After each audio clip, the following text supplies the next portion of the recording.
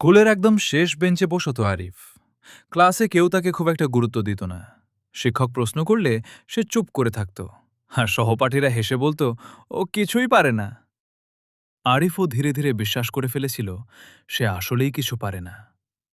একদিন স্কুলে নতুন স্যার এলেন। তিনি সবার খাতা দেখছিলেন। হঠাৎ আরিফের খাতায় থামলেন। তিনি বললেন, তুমি খারাপ না, তুমি চেষ্টা করো না। এই একটা কথাই আরিফের মাথায় ঘুরতে লাগল। সেদিন রাতে সে প্রথমবার নিজের কাছে প্রশ্ন করল, আমি কি সত্যিই চেষ্টা করেছি? উত্তর ছিল না। পরের দিন থেকে সে বদলে গেল। প্রতিদিন একটু একটু করে পড়তে শুরু করল। কেউ দেখুক বা না দেখুক, সে নিজের জন্য চেষ্টা করত। প্রথম পরীক্ষায় সে মাঝামাঝি নম্বর পেল। বন্ধুরা অবাক। দ্বিতীয় পরীক্ষায় সে টপ 10-এ। তৃতীয় পরীক্ষায় সে ক্লাসের প্রথম।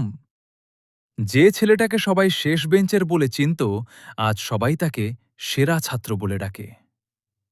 তুমি পারো না এটা সত্য না, তুমি চেষ্টা করো না এটাই সত্য। একটা সিদ্ধান্তই তোমার জীবন বদলে দিতে পারে। আসসালামু আলাইকুম। আমি প্রতিদিন চেষ্টা করি ভালো কিছু ভিডিও বানানোর জন্য, কিন্তু সত্যি বলতে আপনাদের সাপোর্ট ছাড়া কিছুই সম্ভব না।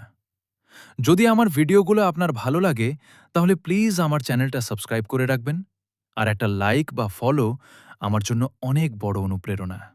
ধন্যবাদ।